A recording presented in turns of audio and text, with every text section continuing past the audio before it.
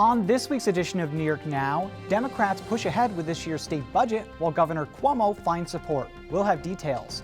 Then, Senate Deputy Majority Leader Mike Gianaris joins me with the latest on budget negotiations and where things stand with lawmakers and Cuomo. And later, Keisha Kluge from Bloomberg and Karen DeWitt from New York State Public Radio join me with the latest news and analysis. I'm Dan Clark, and this is New York Now. Today, the Senate majority pass a law prohibiting it, and we will take them to court challenging it. Get another stand for New York. Welcome to this week's edition of New York Now. I'm Dan Clark. It was truly a bizarre week for anyone who follows New York politics, with two very different dynamics at play here. On the one side, you have nearly every leading voice in the Democratic Party calling on Governor Andrew Cuomo to resign over several claims of sexual harassment. Cuomo has denied those claims and said again this week that he's not planning to resign, asking for a chance to show he didn't do what he's accused of doing. But then you have the other side of this, Cuomo's public persona during a major controversy. He held a few public events this week, and if you watched them, you would almost think that things were perfectly normal in New York right now. Here's just a slice of what I'm talking about. Because today, with all this good news, whose birthday is it today? Hazel. Happy birthday to you. But things in New York are very much not normal at the moment, if we even know what normal is anymore. And on top of all of it, the state budget is due at the end of the month, adding another wrinkle to an already complicated situation. Take a look. The clock is ticking on the state budget in New York. It's due April 1st. That means Democrats have less than 2 weeks to strike a deal on the spending plan, which is expected to ring in at about $200 billion. In past years, leaders from the state Senate and the Assembly would negotiate the budget behind closed doors with Governor Andrew Cuomo. But this year is different. Senate Majority Leader Andrea Stewart-Cousins. I got to tell you, I miss seeing all of you. You know, seeing these little boxes with names. I do miss actually seeing you all. But this is the best we could do right now until we're in a better place. The pandemic has forced state budget talks online, with those conversations happening virtually and on the phone. But even without COVID-19, Democrats who lead both chambers of the state legislature probably wouldn't be jumping at the chance to meet with Cuomo right now. Several women have now accused the three-term governor of sexual harassment, and he's also under investigation for his administration's handling of nursing homes. And if you're watching his public appearances, which have now been closed to the press, you wouldn't know it. The question in life is who gets up, and who gets up stronger, and who gets up smarter, and who gets up faster. And that is New York. That is what we do. That is who we are. It's hard to ignore the current dynamic between Cuomo and the legislature. Stewart-Cousins has called on Cuomo to resign, and so have a lot of other Democrats, like U.S. Senate Majority Leader Chuck Schumer and Senator Kirsten Gillibrand, both from New York. But Stewart-Cousins says she's not expecting that tension to get in the way of this year's state budget. I think the governor should resign, but I also understand that it is important that we do our job, and that will always be my focus and my conference's focus. And things aren't any better over in the Assembly, where Assembly Speaker Carl Heastie has opened an impeachment investigation into Cuomo. That's expected to look into the sexual harassment claims, but also cover other areas, like decisions related to nursing homes during the pandemic. We don't know how long that probe is going to take, but Heastie said this week that the state budget is still their top priority. Yes, you know, these things can be distracting, but we still have jobs to do, and we're going to do those jobs. Before this week, it was hard to see a political future for Cuomo, who's up for re-election next year. But a new poll from Siena College this week showed half of New Yorkers don't want Cuomo to resign over the sexual harassment claims. And a coalition of well-known civil rights leaders stood with Cuomo this week and praised him for the state's recent criminal justice reforms and his handling of the COVID-19 pandemic. Former Congressman Charlie Rangel addressed the claims against Cuomo directly, offering his support for the governor while he's under investigation. Is this the same country that says that you can make any allegation that you want to make, but due process and a hearing is basically what we believe in this country. Cuomo also got a boost from the White House this week. President Joe Biden said he isn't calling on Cuomo to resign just yet, instead deferring judgment until a separate investigation from the New York Attorney General's office is over. But if the allegations are confirmed, Biden said, Cuomo should step down and could even be prosecuted. If the investigation confirms the claims of the women, should he resign? Yes, I think he probably end up being prosecuted, too. In the meantime, both the state Senate and the Assembly released their own proposals for the state budget this week, and both are seeking to raise taxes for people who make more than $1 million a year and make other changes also targeted at the rich. Income taxes wouldn't go up for middle-income New Yorkers. We're obviously asking those who have more to help more in maintaining this recovery.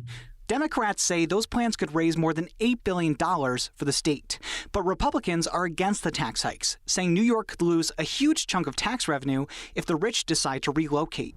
It'll have the unintended consequence of decimating our tax base because Democrats fail to ever acknowledge the real truth, that our state's tax base is hugely dependent on high-income earners. It's not just Republicans who feel that way. Cuomo issued the same warning this week. How you raise revenue can actually raise revenue or can cost you revenue. If you're not careful the way you do it, you may actually lose money for the state because businesses and residences will make changes. And Republicans also argue that the state doesn't need more tax revenue.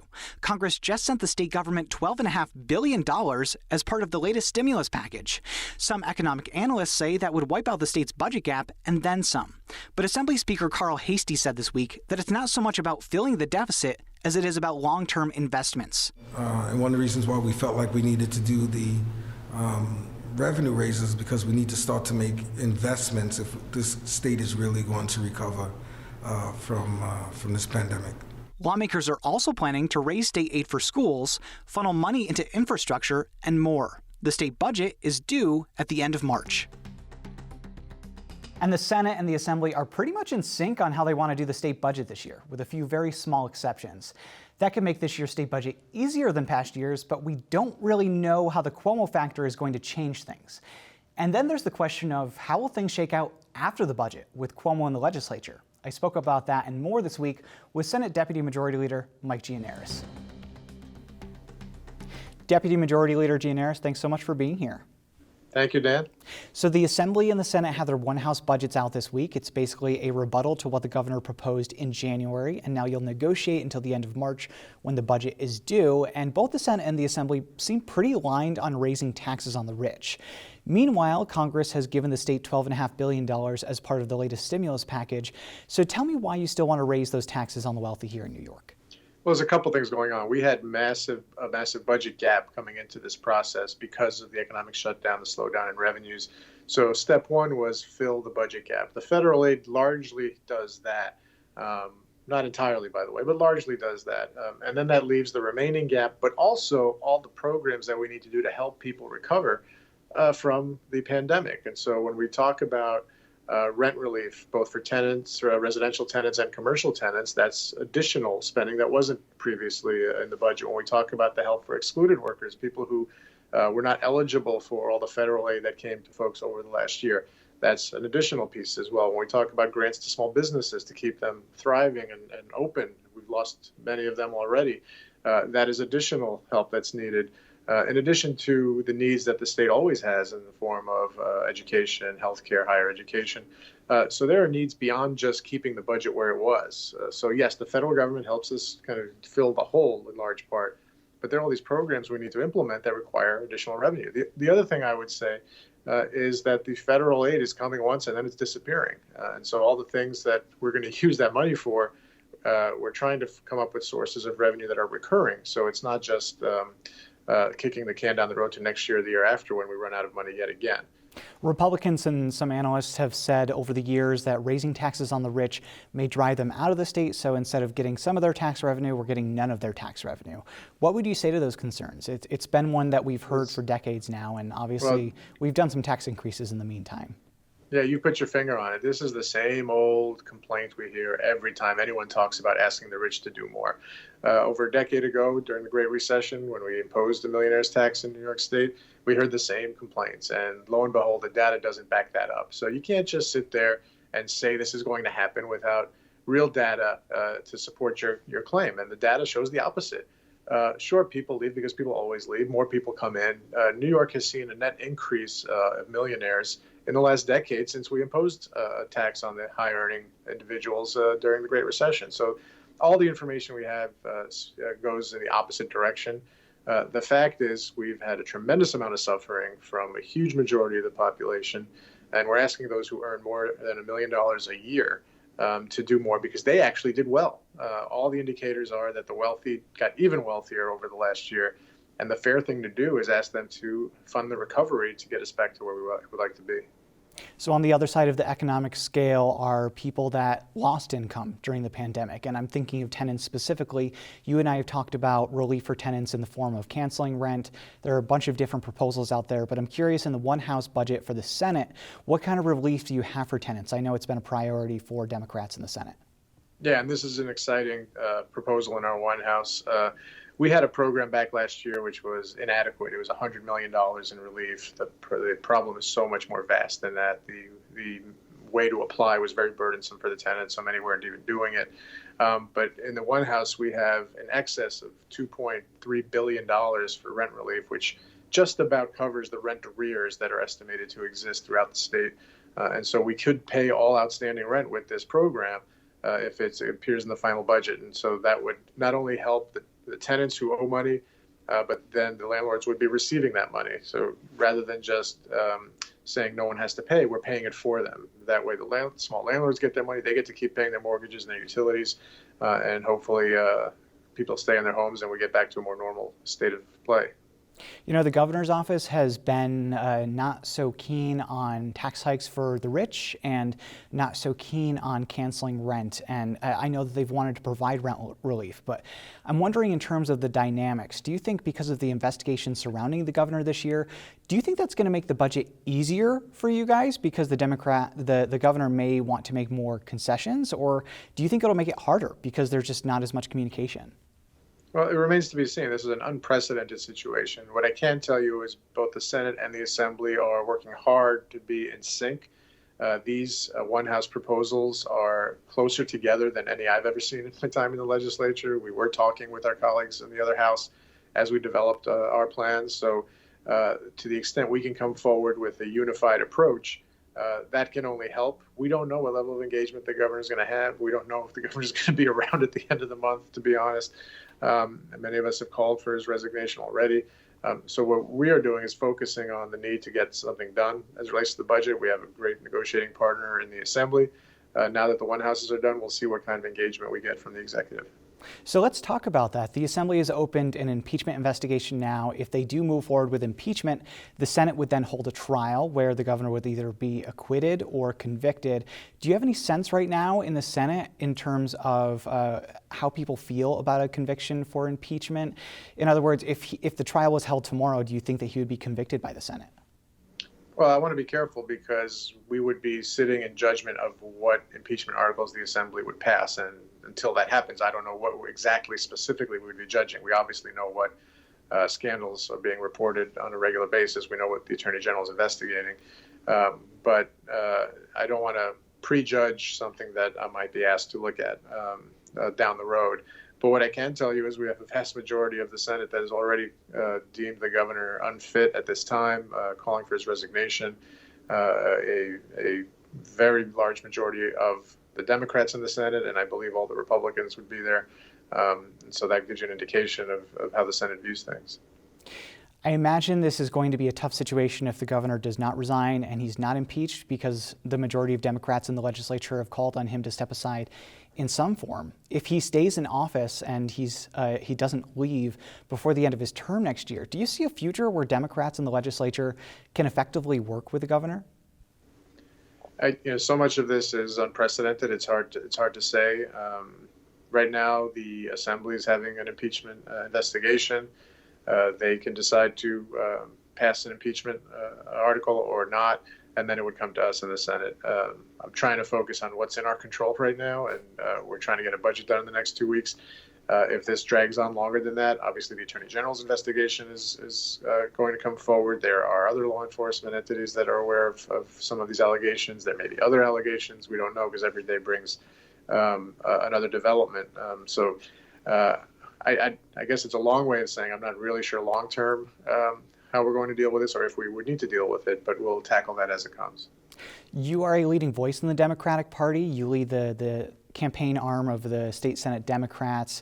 And obviously we have the election for governor next year. If he doesn't resign and he wants to run for a fourth term, do you think that Democrats in the state should try to coalesce around a different candidate to try to compete against him in a primary and maybe replace him in the office? We've always tried to focus on our own elections in the Senate. We've obviously done very well. We have the largest majority that's ever existed in state history for either party. And we've done that by keeping our heads down, recruiting great candidates, supporting great incumbents, and focusing on our elections. We went through many years when the governor wasn't even on our side in these elections. So we've learned how to operate independently of the top of the ticket. And if he still tries to run, I guess there'll be a primary before we even get to November. So there's a lot of steps from here to there, and we'll see where it goes. Right, quite a bit can happen in a year. That's when the governor will be elected next year. But until then, thanks for joining me, Senate Deputy Majority Leader Mike Gianaris. Thanks for having me, Dan.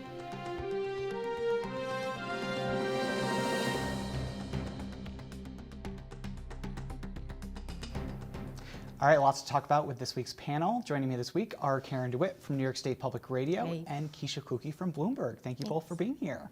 Glad to be here. So first, I want to talk about the Assembly hiring a law firm this week to lead its impeachment investigation. There was some controversy over it. The law firm is Polk, Davis & Wardwell, and it basically has ties to, in some respect, Cuomo aides. Karen, can you explain what's going on here? Well, yes, it has ties to the state's Chief Judge, Janet DeFiore, who, if there is an impeachment trial, would preside over the trial. Her husband was a partner in this firm for 30 years, and Cuomo has appointed him to various boards at SUNY, a casino siting board. So the attorney for one of the women, Charlotte Bennett, said this raises red flags. Is this going to be a conflict of interest that there's ties to Cuomo in this law firm? And Speaker Hasty kind of doubled down on it, said, no, I think it's going to be fair. You know, we vetted this law firm. They're the best law firm to use. I mean, part of it is, I mean, New York City is a big city, but the political world is a small world. Right. And I think you are going to find some connections. But that's the question with the Assembly Speaker. Is he stalling by having this long impeachment investigation with maybe a politically connected firm, or are they serious about getting on with actually finding evidence? And there was a leaked Assembly Democratic meeting this week that caused kind of a ruckus that showed that the conference, the Democratic members, are split over that. Some say, why don't we just get to impeachment? You're stalling. And others, like Speaker Hasty, say, well, it's all about due process.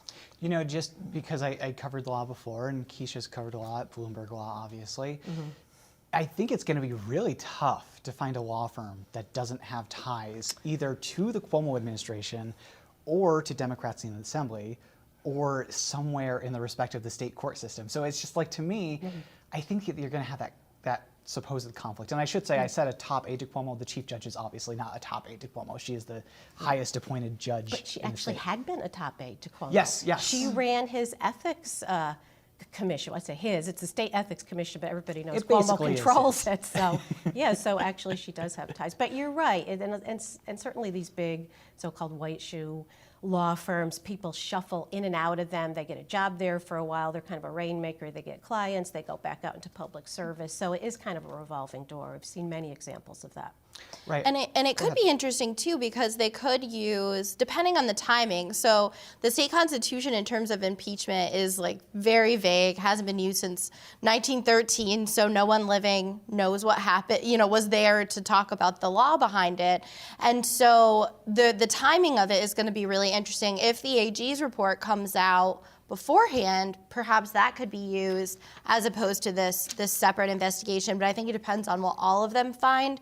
It is interesting to note that the Assembly investigation is supposed to be wider than just the the sexual harassment allegations. It's going to go into nursing homes and any other. It could be a wide swath of. Also, the Mario Cuomo Bridge questions about whether it's structurally sound is brought up in an article by the Times-Union. So yeah, there's a lot there. How long does that take to get all those facts? I mean, it seems like it could take months. Yeah, I'm thinking summer is going to be, where it's at. And then the question is, does the governor stay in office until then? And even with the Assembly's impeachment investigation, with Mike Gianaris, the interview that aired before this segment on the show, he made a good point that when the Assembly, if they do impeach the governor, they have to say, like in their impeachment resolution or the articles of impeachment, why they are passing it. So then that might be a determinative factor of what happens in the Senate when they hold the trial. For example, if they only impeach him in the Assembly, say because of nursing home stuff, and maybe not the majority of the Senate agrees with that impeachment resolution, he could be acquitted at the end of the day. So there are just like a lot of moving parts. Exactly, exactly. And that's why, there's some credence to maybe some members in the Assembly wanting to stall for time because, well, maybe this will blow over and we don't have to do this. Right, exactly. Also this week, Cuomo is now holding these strange events without press and without a Q&A. He held I don't want to call it a press conference because there were no press there and there was not a Q&A. Yeah, but what do you call that? Exactly. It's like, I think Tom Precious or somebody tweeted that it was like a video press release, which I think is an excellent descriptor of it.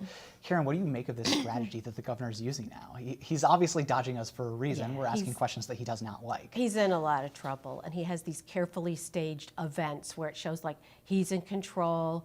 Everybody loves him. He went to Harlem and had some top African-American leaders, the NAACP President Hazel Dukes, former Congressman Charlie Rangel, saying really nice things about him. As I think we saw earlier in the show, he presented her with a birthday cake. Hazel Dukes was the one that the governor was singing happy birthday to, in case that context was missing. Yeah, and they had this event. kind of a love fest and like a campaign rally, and Cuomo talked about his achievements, and I think if he presents kind of that facade, he's thinking, well, maybe these charges, they'll go away, and if I look like I'm governing and everybody likes me, then I can keep going and still be governor. I don't know how far he's going to get with that, but he's certainly given it a good try, isn't he? Yeah, and he also has the support of, like you said, Charlie Rangel was there, and he actually not only, most of them were just in general, like, we support what Cuomo's doing, we like his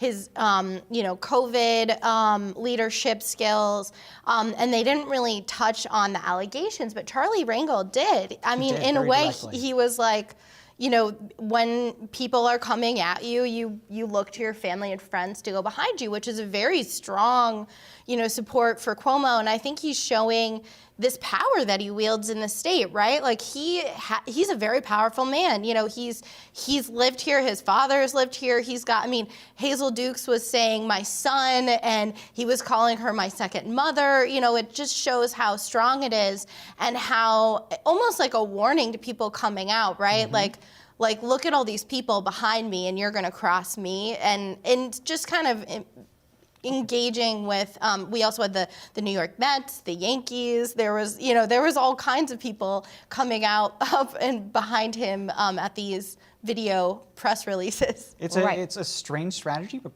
probably one that is going to be effective in some way, shape, or form. And the baseball owners do kind of need him because he was granting them permission to essentially make money at their stadiums by allowing fans in. So they kind of, really had an interest there in being part of it. And that was another strange event. A lot of jokes, a lot of everything's just fine, and we're just having a fun time here. Everything's great. Right. It's just definitely a different reality than what the rest of New York State government and politics are experiencing right now. Exactly. Yeah. Before we run out of time, there is a debate going on in the legislature right now over marijuana legalization. The Senate Majority Leader said this week that they had reached an impasse because of basically driving while intoxicated. How do you detect that if somebody is taking the drug? How do you prosecute that? Things like that. Keisha, you've been on the ground covering this very closely. Where do things stand with marijuana right now? Yes, we're definitely very interested in the details, particularly, the taxes, the tax revenue. I've been told that they've come to some sort of an agreement on those by a few sources, but this legal issue is a major problem. I mean, to the point where last Friday they were saying we're definitively coming out with this next week. We're going to have a bill. We're going to vote on it. We're taking it out of the budget. We're doing it separately. And then now they're like, hopefully we'll have a bill at some point before the budget comes out, which is a pretty big change. At this point, I'm hearing, any point today into the weekend, but they're really stuck on this and whether to move forward with legislation or to have maybe some sort of a task force. Well, has anybody really resolved the issue of how you test someone if they're essentially Yes, high they while have driving? actually. Okay, A because the last professor time that from- I was reporting on it, I know it was still a debate of how you do it. A professor from Canada reached out to me this week about this, and they use machines up there that are basically like breathalyzers. The problem being that each machine costs $5,000. Wow. And if you know local police departments in New York State, they do not have $5,000 to spend per police vehicle to do something Right. like this. They just don't have the money. The So- governor's always been pretty stingy with AIDS localities Right. anyway, so that would be a huge investment. They'd have to make an accommodation You for. don't want to raise local taxes because then it's like, how do you get the support from the people at that point? But we're out of time, unfortunately. Marijuana is something that I could talk about for another 30 minutes. But we're out of time. Karen DeWitt from New York State Public Radio, Keisha Kluge from Bloomberg. Thank you both so much for being here. Thanks for having us. And thank you all for joining me this week for this week's New York Now. We'll see you next week right here on your local PBS station. Be well.